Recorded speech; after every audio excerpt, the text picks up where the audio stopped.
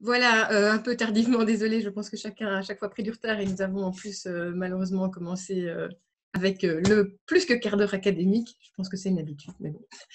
Eh bien, on va aborder maintenant les primes couplées ovines. Juste, moi j'ai perdu. Ok.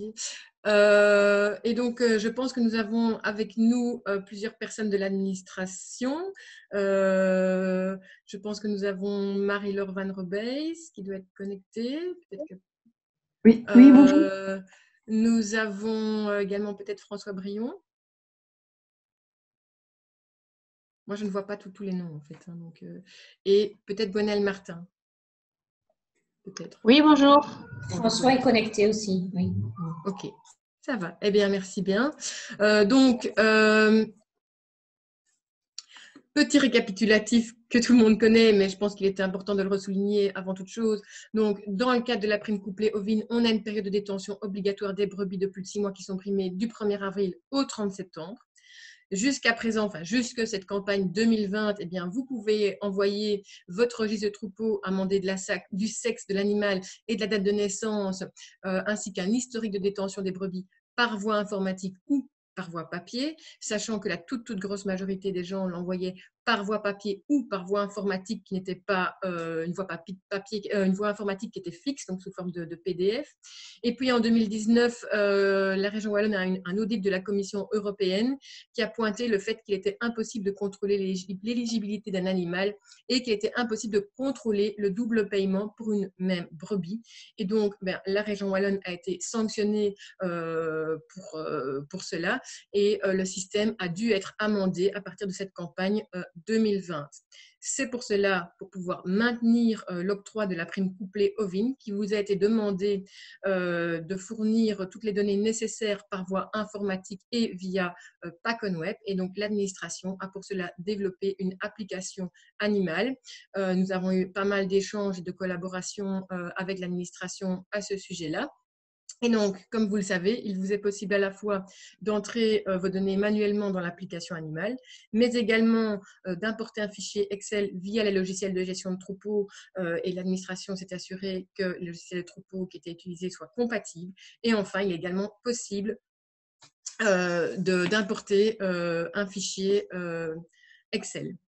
Alors, pour 2021, on sera encore dans un amendement, un rien différent, puisque pour le 31 mai 2021, vous devrez encoder les ovins imprimables présents dans l'exploitation au 1er avril 2021 et les mouvements des ovins imprimables survenus entre l'encodage ici de cet automne 2020 et le 1er avril 2021. Et puis, le 31 octobre 2021 au plus tard, vous devrez encoder les mouvements des ovins primables qui sont survenus, je m'excuse pour la coquille orthographique, pendant la période de détention du 1er avril 2021 au 30 septembre 2021. Et ce qui nous importait d'aborder ce soir, eh bien, c'est de pouvoir relayer et de pouvoir lister avec vous l'ensemble des problèmes que vous avez rencontrés ici pour cette campagne à l'automne, pour cette campagne 2020 et les données que vous avez dû transmettre initialement au plus tard pour le 31 octobre et au vu des difficultés, ça a été reporté au 15 novembre. Alors, moi, j'ai listé les problèmes qui me sont revenus et je fais un énorme merci d'ores et déjà à LVO qui a largement collaboré à l'établissement de cette liste. Alors, je vais les lister. Premier type de problème que nous avons observé, sont des problèmes d'accès. Que ce soit des difficultés de connexion à Pacon Web en lui-même, puisqu'en fait, nous avons un certain nombre d'éleveurs ovins qui demandent la prime couplée ovine, qui n'avaient jamais fait de déclaration de superficie. Donc, pour eux, c'était une toute première, la connexion à Pacon Web. Et ils ont été confrontés notamment à deux problèmes majeurs par rapport à cette connexion à Pacon Web. Premièrement, eh bien, ils n'avaient pas forcément de lecteur de carte d'identité. Et donc, ils ont dû s'équiper. Et deuxièmement, eh bien, leur navigateur n'était pas nécessairement compatible pour pouvoir se connecter à Pacon Web et notamment compatible aussi avec l'installation des modules nécessaires pour la lecture de la carte d'identité. Donc ça a quand même posé des problèmes à un certain nombre d'éleveurs. Problème plus généralement relayé par tous, que ce soit pour une première connexion sur PackOnWeb ou des gens qui sont habitués avec la déclaration de superficie, c'est qu'on a eu des personnes qui ont eu des soucis pour trouver l'application animale. Le chemin d'accès dans PackOnWeb paraît pas très clair et assez long. Et donc, il est suggéré pour l'avenir d'avoir un espèce de raccourci ou autre sur l'écran d'accueil de PackOnWeb. Autre souci relevé, c'est que l'application Animal n'était pas disponible chez tout le monde dans leur PackOnWeb. Prenons par exemple des troupeaux qui n'avaient pas encore fait l'objet de changements administratifs, bien qu'ils aient déjà changé depuis un certain temps, et qui n'étaient pas donc dans le PackOnWeb du bon exploitant. Autre difficulté rencontrée, c'est qu'aujourd'hui, eh bien, il y a une possibilité, et c'est nécessaire pour certains agriculteurs en fonction de leur structure, il y a une possibilité d'avoir des mandats lorsqu'on fait la déclaration de superficie, et cette possibilité de mandat n'a pas été prévue pour la prime couplée aux vignes. Et donc, bien, par exemple, mais d'autres cas peuvent être concernés, qu'en est-il des sociétés agricoles qui auraient plusieurs co-responsables? Voilà. Dernière problématique rencontrée dans ce type de problème, c'est le fait que plusieurs ont souligné que Excel n'est pas un logiciel libre et que certains ont dû acheter des licences Excel, et donc il est demandé de pouvoir rendre cela accessible à la suite LibreOffice. Type de problèmes suivants sont des problèmes de suivi de la demande. Vous avez été extrêmement nombreux à faire remonter qu'il n'y avait pas d'accusé de réception et que donc vous êtes inquiet quand vous transmettez votre demande. Est-ce qu'elle est arrivée ou pas? Qu'en est-il? C'est bien fait? C'est pas bien fait? Voilà. Pas de retour non plus quant au nombre de primes qui est possible suite à l'encodage. Est-ce que j'ai bien rentré mes données? Est-ce que j'ai bien le nombre de primes que je pensais demander? Et donc là, est-ce qu'il ne serait pas possible d'instaurer un système de messagerie instantanée qui rassure et informe les gens? Type de problème suivant, ce sont différentes anomalies qui ont été rencontrées avec le système. Le premier étant des bugs qui ont désarçonné assez bien les éleveurs. Deux types de bugs qui m'ont été relayés, c'est primo, le besoin de charger le fichier Excel à plusieurs reprises avec le message « un bug s'est produit ». Donc, c'est vrai que là, les gens se demandent un petit peu quoi. Et puis, des bugs assez fréquents, en parallèle avec le premier point, pour les troupeaux à grands effectifs. Et je pense que j'ai oublié de lister le fait que lorsqu'on a l'application, enfin lorsqu'on rentre ces données manuellement dans l'application animale, mais qu'on a un nombre assez conséquent d'animaux à rentrer manuellement, en fait, il n'y a pas de possibilité d'enregistrer. Il n'y a pas de possibilité d'enregistrer au fur et à mesure, et donc quand ça plante ou quand il y a un problème, on perd toutes les données qu'on avait déjà passé un certain temps à enregistrer. Donc ça, c'est vraiment aussi assez problématique. Problème suivant, ce sont des animaux qui ne passent pas dans l'application animale malgré plusieurs soumissions et malgré une ligne qui semblerait correcte. Problème suivant, c'est que certaines erreurs ne semblent pas faire l'objet de messages d'erreur et on a l'impression que l'animal est bien rentré alors qu'il n'y est pas. Alors là, c'est contradictoire par rapport à une autre remarque qui m'a été faite, mais bon, je pense que l'objectif ici, c'est vraiment d'éclairer l'ensemble. Notamment, on se pose des questions sur quid quand on a un mauvais code pays ou quid quand on a un mauvais check digit.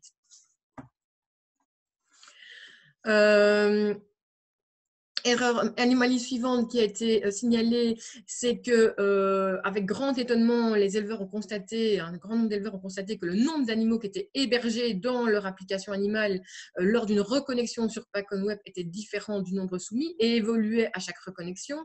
De même que deux soumissions du même tableau donnent un nombre d'animaux hébergés différents. Je pense que la problématique, suite aux différents retours qui nous sont revenus, c'est que le système est un peu lent pour charger les animaux quand on a des troupeaux conséquents. N'empêche que cela a causé beaucoup d'inquiétudes, de gens qui se sont dit ça n'a pas marché, je supprime, je remets, et ainsi de suite. Anomalie suivante qui a été constatée, c'est lorsqu'on a des brebis qui sont renseignées par deux troupeaux différents. Quid? Que fait-on? Quelle est la solution? Est-ce que c'est à chaque fois un contact unilatéral de l'administration? C'est assez problématique. Problématique suivante, anomalie suivante qui a été constatée, c'est que lorsque là, on a un animal qui a été transféré entre deux troupeaux, mais qui n'est pas en parallèle sur les deux troupeaux. Donc là, on n'a pas l'animal qui est présent en même temps dans les deux troupeaux. Mais par contre, on va avoir un refus de cet animal parce que la date de naissance de l'animal n'est pas exactement la même chez les deux éleveurs. Le gros problème, c'est qu'évidemment, on a une notification, enfin, on a un enregistrement de la date de naissance qui peut être relativement approximatif. En plus, on a un enregistrement de la date de naissance qui est devenu obligatoire pour la prime ovine, mais qui ne l'est pas dans le registre de troupeau. Et donc, il est logique, et ici, dans le cas qui m'a été cité, c'est effectivement une différence de date de naissance de 15 jours. Il est tout à fait logique qu'on puisse avoir une différence de date de naissance approximative de 2 semaines. Et le problème, c'est que c'est bloquant pour l'animal en question. Et ensuite, dernier volet de problématiques qui nous ont été reportées. Là, ce sont plus des erreurs d'encodage de la part des éleveurs, entre guillemets, mais il faut bien comprendre qu'au quotidien, on a vraiment un travail qui peut être assez lourd au niveau administratif à ce niveau-là. Alors, qu'a-t-on rencontré? Eh bien, tout d'abord, il faut savoir que le check digit, jusqu'à présent, il n'était pas tellement utilisé par les éleveurs et que donc, certains ou beaucoup ne notaient pas le check digit dans leur registre de troupeau et on ne leur a jamais fait la remarque. Et donc, dans ce cas-là, il est extrêmement complexe, encore plus quand on est face à des gros troupeaux, de pouvoir retrouver le check digit sur la boucle de l'animal un par un dans le troupeau. Erreur suivante qui nous a été relatée, c'est simplement des erreurs de recopiage de boucles et parfois même la lisibilité des boucles quand on n'est pas en boucle électronique peut être questionnante et parfois on se retrouve avec du coup un animal qui appartient à quelqu'un d'autre. Enfin, on a rentré le numéro d'un animal qui appartient à quelqu'un d'autre. On nous a relaté le fait que il faudrait peut-être, et donc ça c'est contradictoire avec ce que j'ai dit avant, il faudrait que le BE soit noté en majuscule.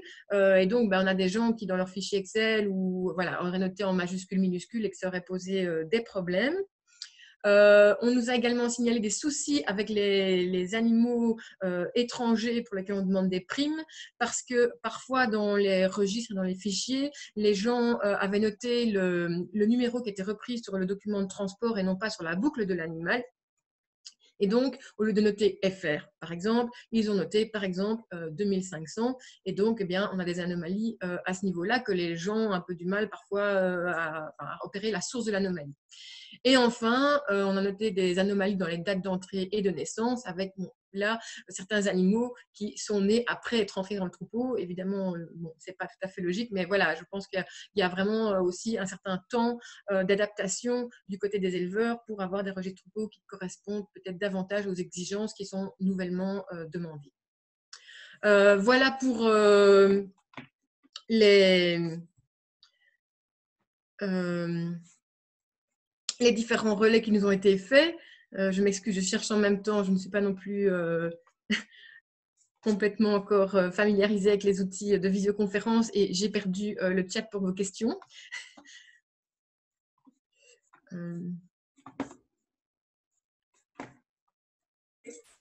Va sur converser.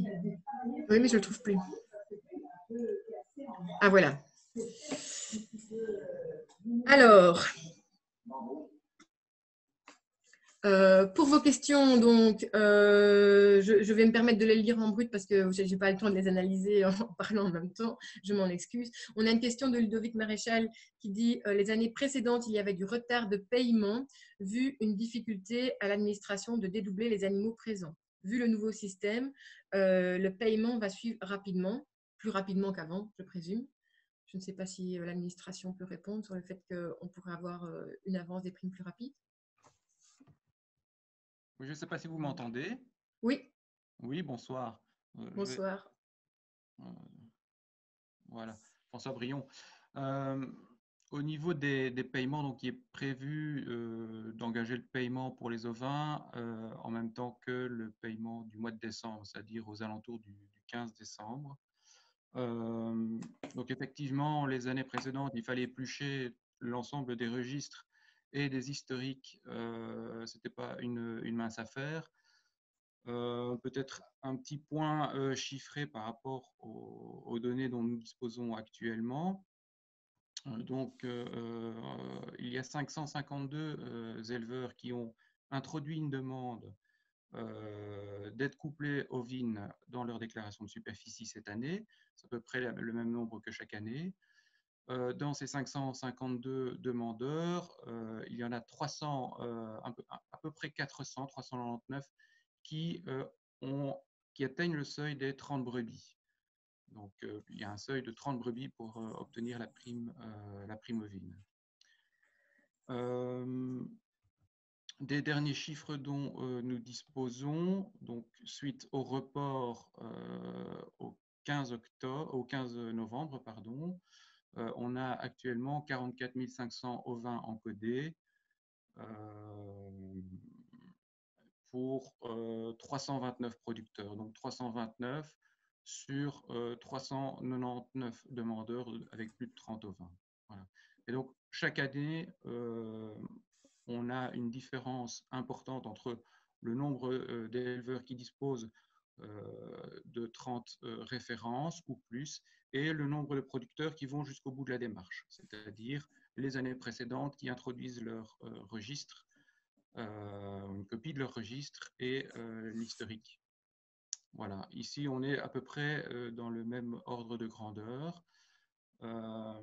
Et les années précédentes ont payé environ un peu moins de 300 éleveurs pour 22 000 brebis. Donc voilà, ça c'est un ordre de grandeur. Ici, on n'a pas encore introduit et fait le calcul pour l'ensemble des données, mais ce sera fait d'ici un mois. Voilà pour l'état de la situation à l'heure actuelle. Et donc, effectivement, il est bien prévu de faire un paiement, une première tranche à 95% pour la prime brebis aux alentours du 15-20 décembre. Merci. Mais donc, je pense qu'on peut dire que les éleveurs seront récompensés pour leur travail, si je ne m'abuse. On a une autre question qui est à quand la création d'un fichier compatible Arcia Eleveo et PACONWEB comme pour les bovins? Mais la réponse a été donnée par Eleveo, par Nicolas Nock, puisque au niveau de l'Arcia, un système qui s'appelle PADOC est en cours de préparation. On a une question de Nicolas Marchal qui concerne les gens qui ont nettement plus d'animaux que de références. Et donc, je présume qu'il veut dire par là qu'ils n'ont peut-être pas enregistré tous les animaux qui étaient présents dans leur exploitation, puisqu'il n'y en avait pas besoin, étant donné que le fichier qu'ils ont transmis couvrait largement le nombre de références. Par contre, puisqu'ils ne les ont pas déclarés en 2020, s'ils veulent que ces animaux soient primables en 2021, comment font-ils? Nicolas, si ce n'est pas bien ta question, tu peux compléter. Et je me permets de donner la parole à l'administration pour répondre. Oui. Et donc, effectivement, l'ensemble, il faut savoir que les animaux qui sont déclarés via PACONWEB ne constituent pas une base de données à part entière. Ça ne peut pas être comparé à Sanitel au système bovin. Donc, on demande que l'éleveur renseigne les animaux primables dans son listing. Donc, s'il souhaite obtenir la prime pour un ovin, il doit le déclarer. Si l'ovin en question n'a pas été déclaré les années précédentes, il peut toujours le faire par la suite. Il peut le faire également en cours de campagne, au cours de la période de rétention, de façon à obtenir, par exemple, des animaux de remplacement qui peuvent compter par rapport au départ de brebis au cours de la période de rétention. Ces animaux-là peuvent être remplacés par d'autres animaux donc au cours de la période. Voilà. Merci. Et j'ajouterais par rapport à la question, pardon, que donc il demande est-ce qu'il faut déclarer plus d'animaux par rapport à sa référence. Donc il sera toujours le principe du paiement soutien couplé, c'est on paye jamais au-dessus de la référence. Mais s'il a plus d'animaux éligibles que de nombre de références, il peut quand même déclarer plus d'animaux parce qu'il pourra tous les ans, la référence, quand c'est dans ce cas-là, la référence est revue à la hausse de 5% pour les agriculteurs de plus de 5 ans d'installation et de 15% pour les agriculteurs de moins de 5 ans d'installation. Et donc, le fait qu'il déclare plus, on va trouver dans son troupeau donc, plus d'animaux admissibles à la prime et donc il aura le droit à cette augmentation des références l'année d'après. Donc, effectivement, il ne faut pas juste… si vous avez plus d'animaux éligibles que votre référence, il faut dans l'application ajouter plus d'animaux pour pouvoir obtenir cette augmentation l'année suivante. Ok, merci. Cyril, ta question, je vais répondre juste après.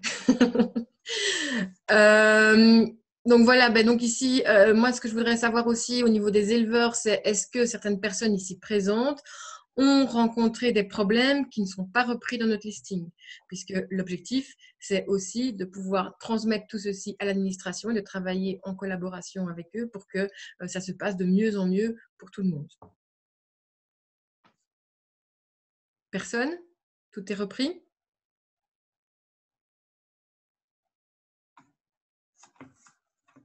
On va dire que tout est repris. Si ce n'est pas le cas, de toute façon, bien évidemment. Ah, quelqu'un veut prendre la parole? Ouais, c'est moi. C'est Nicolas Marchal, FWA. Oui. Donc, si je comprends bien, donc si en 2022, donc j'ai déclaré assez de références pour un mouton. Imaginons, j'ai 50 références, j'ai 100 moutons chez moi. Donc, je déclare un mouton en 2022, né en 2020. J'ai tout à fait le droit, quoi. C'est bien ça ma question. Si j'ai un mouton qui est né en 2020, je ne l'ai juste pas déclaré parce qu'il est au-dessus de mes références et au-dessus des 5%. J'ai tout à fait le droit de le déclarer en 2022. Un mouton né en 2020. C'est bien ça la question. Moi, c'est comme ça que je l'ai compris. Ben, moi aussi. C'est pour avoir la confirmation. Oui, tout Ah, à fait. ok. Tout à fait. Je confirme. On a par contre une question en plus maintenant qui est: les brebis en erreur seront-elles sanctionnées même si le nombre de brebis minimum reste atteint? Alors, qu'est-ce qu'on entend par brebis en erreur? Je suppose, je vais peut-être laisser Cédric Poncelet compléter comme ça. Par exemple, les codes BE qui n'ont pas été bien mis ou le check digit qui n'a pas été correct, parce que lors de l'introduction du fichier, je n'ai plus su corriger après. Donc, il y avait 6 brebis en erreur avec le check digit et 2 qui étaient probablement dans un autre troupeau ou un mauvais numéro. Donc, il y aurait 8 brebis en erreur. Ok.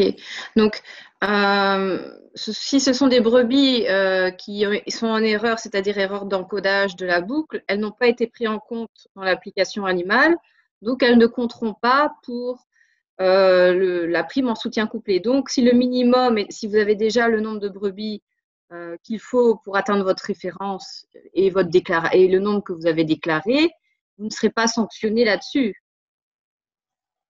D'accord. C'est juste que ces brebis-là ne compteront pas du tout. Elles auront absolument aucune prime en soutien couplé.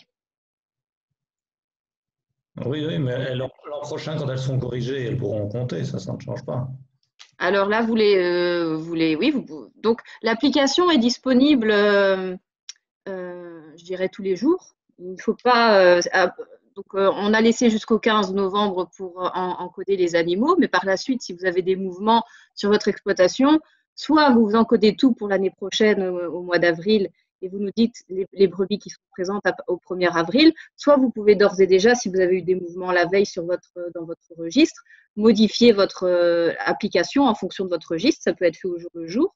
Et donc, si vous avez des brebis qui sont en erreur, vous pouvez très bien les encoder dans les prochains jours et les ajouter par la suite. Sauf qu'elles ne compteront pas pour enfin, ça dépend je dirais, de leur présence pendant la période de détention. Mais l'application est disponible 24 heures sur 24, je dirais. Ça, il n'y a pas de souci. Et pourtant, on n'a pas su les corriger ce jour-là. Après avoir soumis le tableau Excel, après, on n'a plus su les corriger. Et vous avez réessayé de les réencoder une par une via le bouton déclarer une naissance ou déclarer une entrée? Non, parce qu'on a envoyé un tableau Excel via Power Trace. Ah oui, c'était via un logiciel de gestion de troupeau. Parce que ça, c'est aussi quelque chose qui est possible de faire, c'est-à-dire, bon, vous fonctionnez par logiciel Ovitrace, vous envoyez votre fichier dans l'application. Il y a certaines boucles qui ne passent pas. Rien ne vous empêche par la suite d'utiliser les boutons qui sont présents sur l'application, donc d'ajouter une entrée manuellement et de voir un petit peu si ça fonctionne, ou alors le message d'erreur qui peut apparaître aussi. Donc, soit effectivement, c'est un problème de BE, donc minuscule, majuscule, soit c'est un problème de check digit. Et alors de faire, nous, ce qu'on a conseillé aux agriculteurs quand c'était un problème de check digit, c'était la seule manière de corriger ça. Comme le check digit va de 0 à 9, c'est de réessayer les boucles qui ne fonctionnent pas, parce que bon, voilà, ça arrive dans chaque troupeau, il y a des check digits qui sont malheureusement erronés, de les passer un par un pour trouver le bon numéro de check digit. Et donc ça, on peut le faire manuellement via le bouton, soit déclarer une entrée ou déclarer une naissance. D'accord, merci. Merci. On a une question sur serait-il possible d'intégrer l'algorithme du check digit sur l'application pour faciliter l'encodage pour les gens qui n'avaient pas le check digit dans leur registre? On m'entend? Oui. Oui, Oui. Valérie. Oui, bonsoir. Donc ça, c'est quelque chose qu'on ne souhaiterait pas faire parce que via le check digit, c'est la seule façon qu'on a de vérifier si la boucle de l'ovin est correcte ou pas. Et parce que ça nous a permis de relever pas mal d'erreurs dans les 8 chiffres de la boucle des ovins. Et donc, si on intègre l'algorithme de calcul du check digit, ça va pas nous permettre d'éviter ces erreurs. Donc, c'est quelque chose qu'on ne souhaite pas faire. Ok. Je suppose que ça répond à la question. C'est une question d'ailleurs qu'on avait déjà soulevée avec vous dans la discussion précédente. Il y a une question, je me permets de la mettre entre parenthèses, sur l'abattage à domicile. Je pense que ce n'est pas le sujet de ce soir, il est déjà tard. J'aimerais quand même qu'on puisse aborder les points qui sont prévus jusqu'à la fin. Par contre, on la note et ça pourrait certainement faire l'objet d'une prochaine réunion. Est-ce qu'il y a encore des questions sur la prime couplée 2020? Si pas, je vais me permettre d'aborder les enjeux du secteur ovin caprin dans le cadre de la prochaine PAC, puisque vous savez, la prochaine PAC, eh bien, le budget a été voté et tout va être rediscuté au niveau régional. Alors, ce que je peux dire jusqu'à présent, c'est la philosophie qui a été établie avec la commission filière et assez brièvement d'ailleurs et en dernière minute avec la commission filière et les représentants qui a dû être présentée au cabinet il y a peu. Et donc, ce que nous avons dit jusqu'à présent, mais tout est modulable. Donc voilà, c'était ici aussi voir si c'était des choses qui étaient validées, s'il fallait plus loin sur certains points, etc. C'était primo, le secteur est demandeur à ce qu'on inclue systématiquement les ovins et les caprins dans les réflexions qui portent sur le soutien aux ruminants.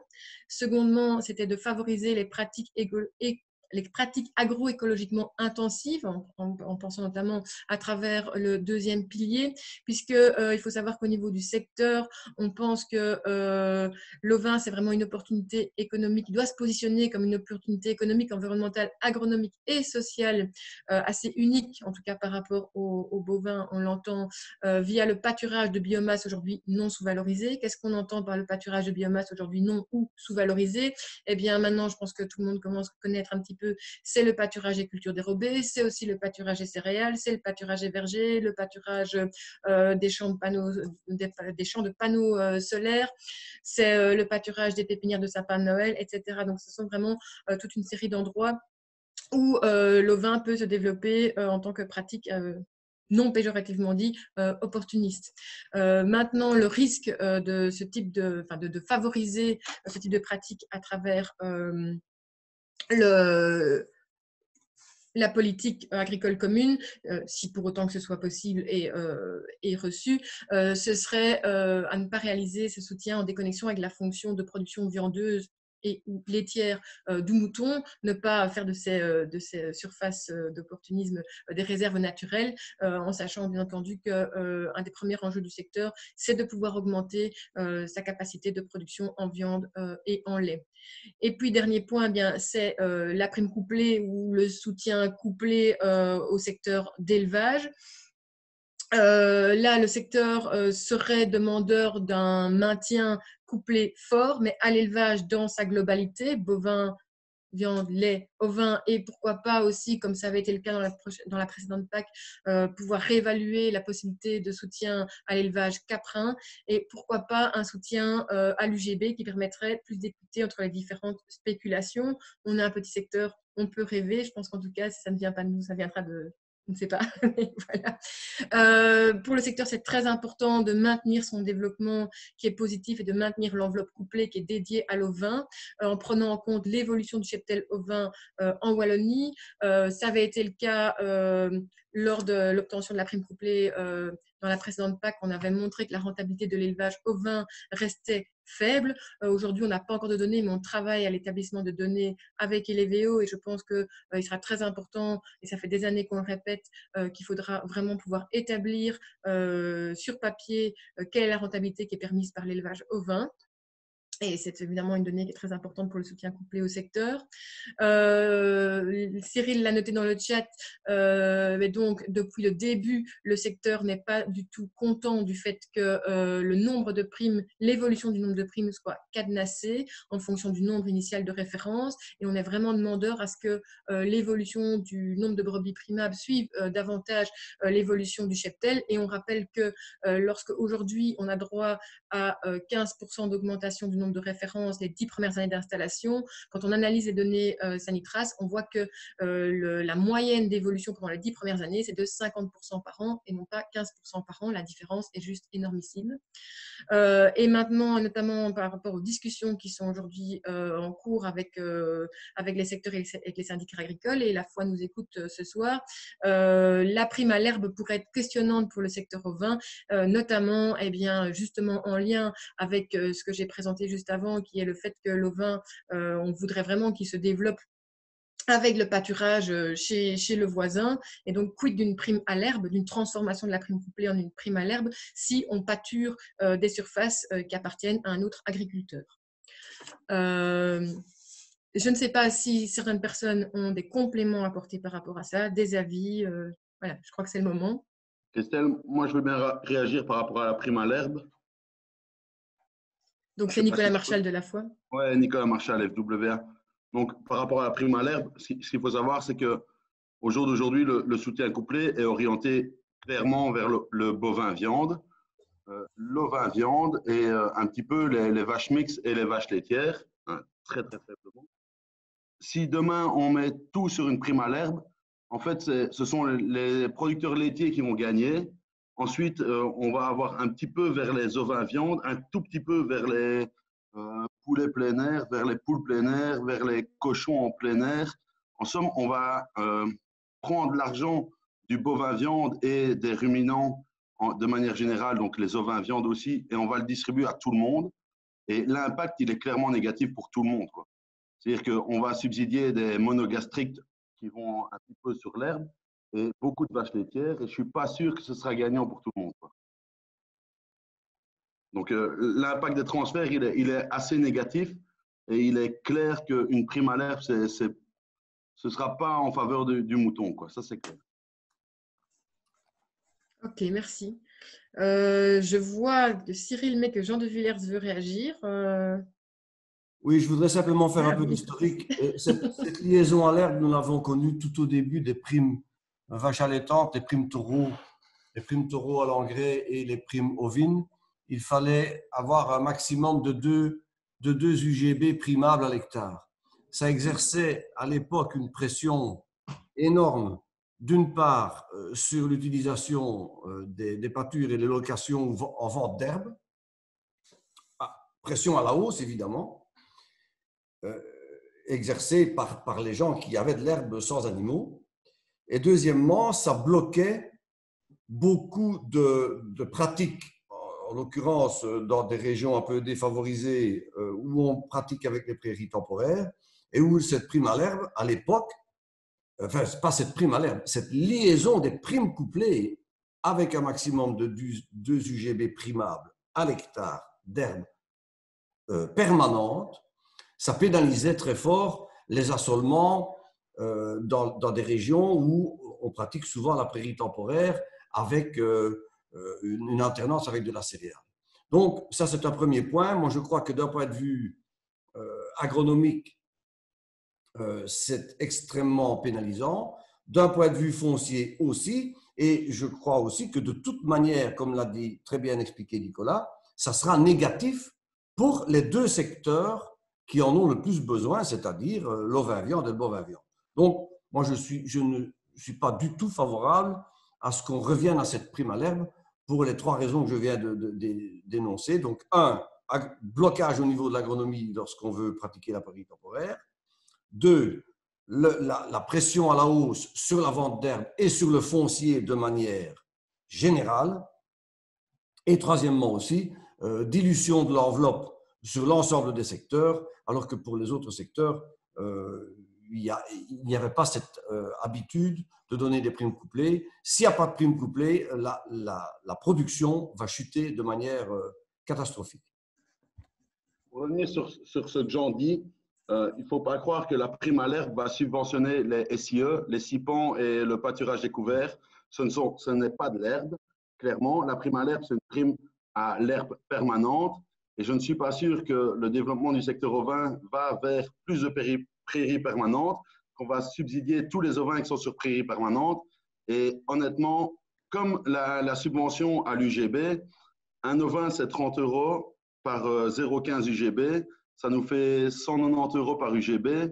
Un bovin, c'est un UGB, ça fait 185 €. Donc, je ne suis pas sûr que cette solution-là ou la solution de la prime à l'herbe soit en faveur du secteur ovin. Donc, clairement, moi, je pense que ce sont deux voies dangereuses à aborder pour le secteur ovin. Je crois que la prime à l'herbe, on a souligné le fait que c'était pas forcément favorable justement, donc on va dans ce sens-là. Maintenant, pour ce qui est d'une redistribution à l'UGB, j'aimerais quand même souligner que il y a quand même une demande du secteur caprin aussi de pouvoir bénéficier d'un soutien spécifique. Je ne sais pas s'il y a d'autres commentaires, je n'en vois pas dans…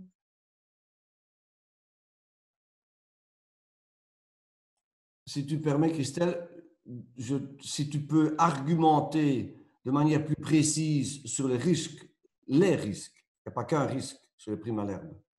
Je crois que ça vaut la peine d'argumenter de manière un peu plus détaillée, de manière à ce que ces arguments-là soient tenus en compte dans la négociation.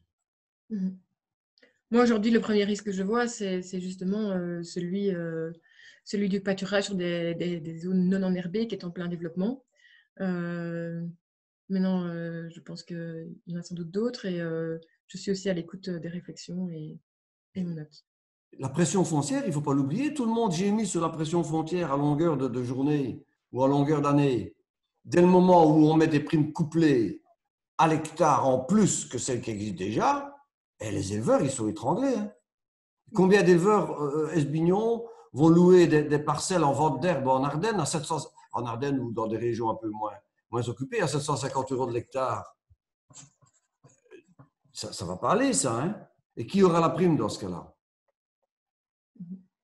C'est extrêmement dangereux. Je crois que la pression foncière doit être soulignée dans cet aspect-là des choses. Aussi bien d'ailleurs pour les bovins que pour les moutons, hein, pas pour les moutons. Hein. Je pense en tout cas sauf s'il n'y a pas d'autres réactions, mais je pense qu'on peut afficher que le secteur n'est pas favorable à une prime à l'herbe. Est-ce qu'il y a encore des commentaires? Ouais. Je pense que le maintien du système actuel pour le secteur, c'est ce qui est le plus favorable au jour d'aujourd'hui. Dans toutes les prévisions et dans tout ce qu'on projette, que ce soit pour les bovins, les caprins, les caprins n'en ont pas, les bovins laitiers, les bovins mixtes et les ovins, le plus favorable, c'est le maintien de ce qui se passe. Parce qu'en face de nous, il ne faut quand même pas l'oublier, qu'on a énormément d'associations environnementales type WWF et autres qui ne veulent qu'une chose, c'est arriver avec du vert partout et n'importe comment et qui ne seront absolument pas pour soutenir la production. Or que la base d'un soutien couplé, c'est quand même le soutien aux revenus du producteur. Donc, je pense que le soutien couplé comme il est, c'est peut-être le pire, quoi. Et, enfin, le moins mal à maintenir pour nos éleveurs ovins comme bovins.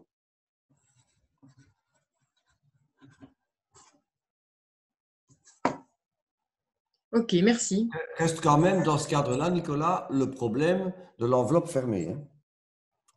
si le troupeau wallon augmente, risque de poser problème. Mais quand on voit l'allure à laquelle on arrive à faire augmenter, on peut quand même se dire qu'on a pour des années avant d'avoir de doubler le nombre de brebis.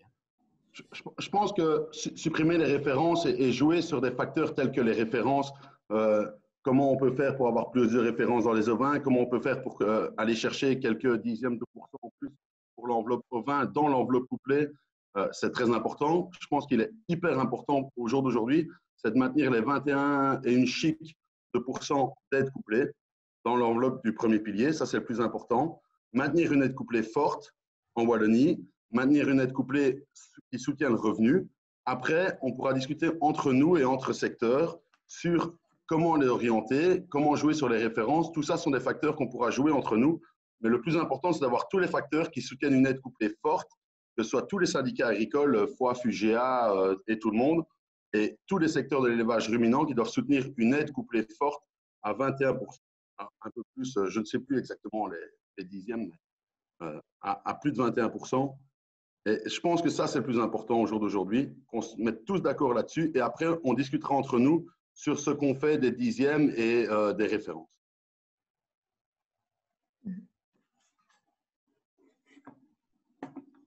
Ok, bien, merci.